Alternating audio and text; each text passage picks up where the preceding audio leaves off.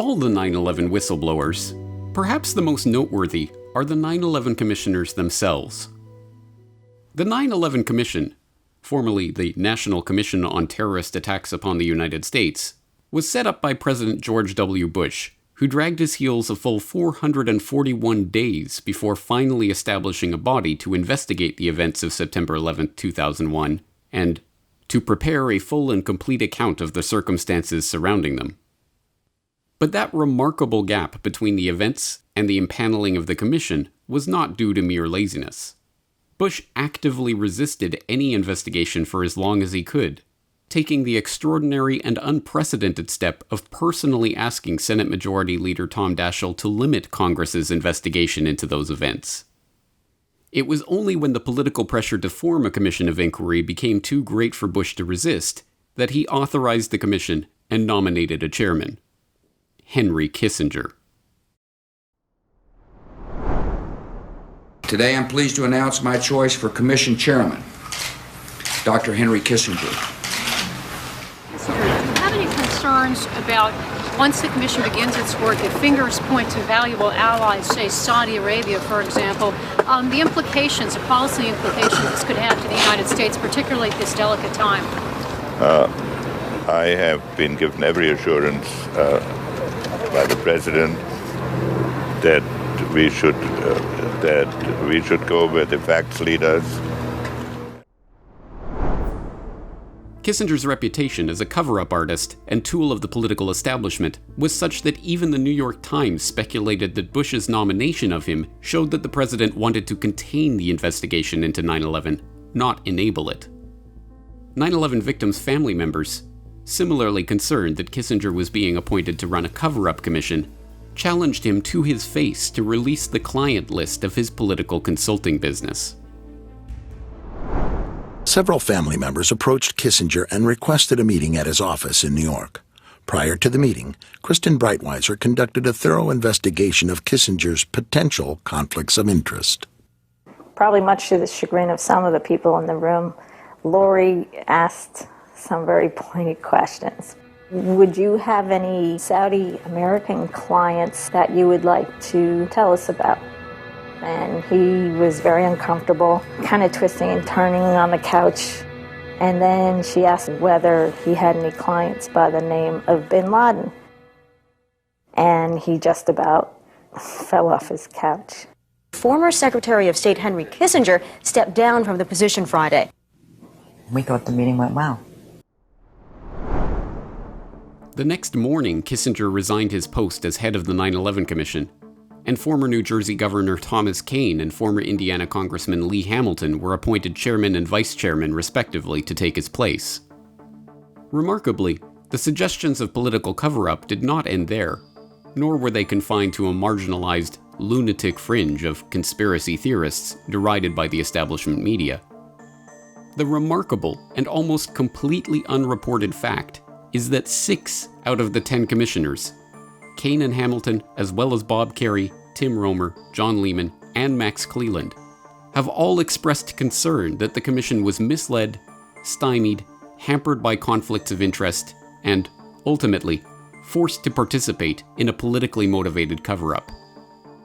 In their book, Without Precedent, The Inside Story of the 9/11 Commission, and in press conferences and interviews at the time the report was released, Kean and Hamilton famously remarked that the commission had been set up to fail.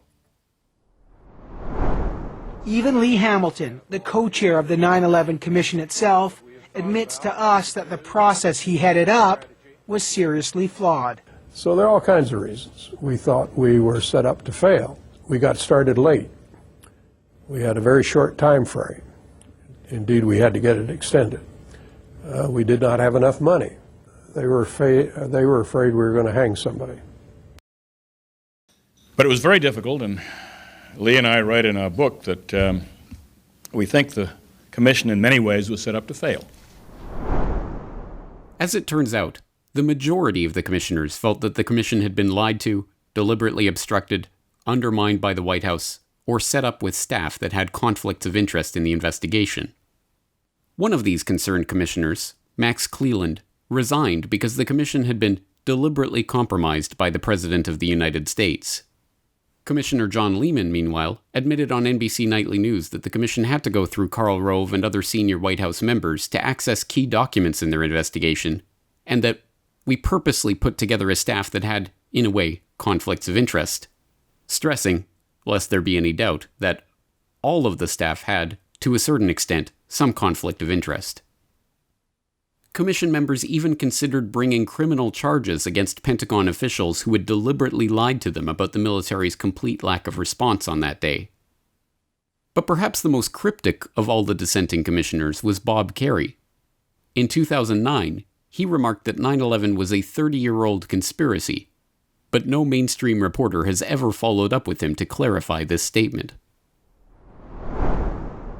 Do you support a criminal investigation into 9/11? Because I know yours was an exposition. It was not a criminal investigation. I don't think so, but I don't know. I mean, I do support a permanent commission to examine not just that, but lots of other things in this area. So. But if it's a permanent cover-up, then it's. I mean, if it's an act of war and it's hiding things, which everyone on your commission knew that the Pentagon was changing their stories, lying to you, and it's a cover-up of an act of war, and under Article 3, Section 3 of the Constitution, it's treason.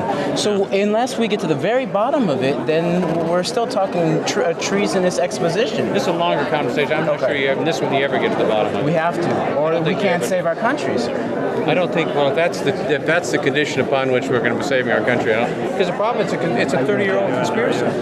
No, I'm talking about 9/11. That's what I'm talking about. Oh, you are. You mean this? Yeah. Anyway, I got it. Okay, be well. Okay, thanks. It is utterly remarkable that the 9/11 Commission and its final report are still held up as the final word on the events of September 11th, 2001, when a majority of its own commissioners admit that the commission was a cover-up and did not get to the bottom of the story. Even more remarkable is that this fact has never even been mentioned, let alone examined, in any mainstream media report. And, despite the fact that the majority of Americans believe the government is concealing what it knows about the events of September 11th from the public, to this day, anyone who raises questions about the commission or its findings is treated as a conspiratorial loony by those same media personalities that refuse to report on the 9/11 Commission's own whistleblowers.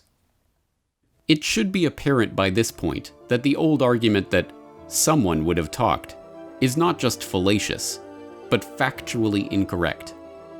There have, in fact, been numerous whistleblowers, with documentable evidence of the frauds and fictions that have been constructed around the official 9/11 narrative. Their disclosures put the "but someone would have talked" doubters in an uncomfortable predicament. Either they are lazy, boldly pronouncing on issues they have not themselves bothered to investigate, or they are lying.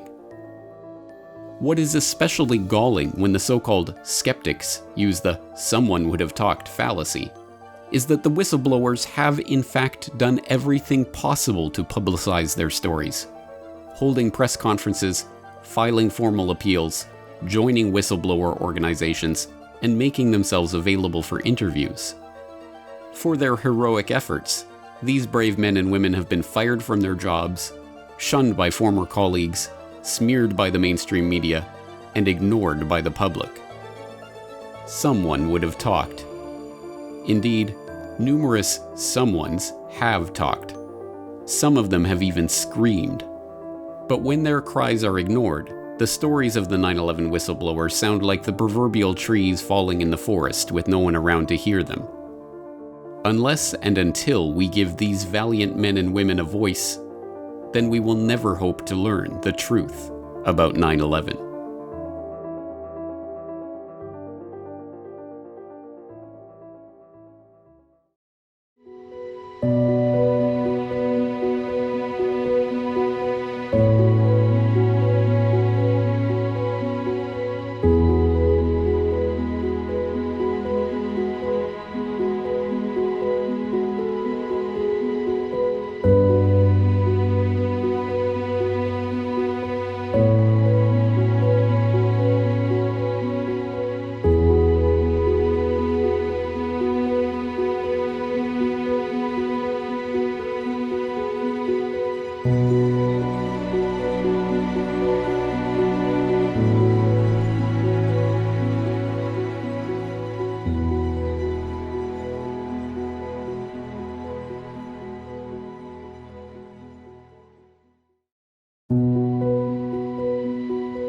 EPA did not give the people of New York complete information. The rest worked for the CIA or the National Security Agency. I'm just confused about one thing. Why World Trade Center 7 went down in the first place.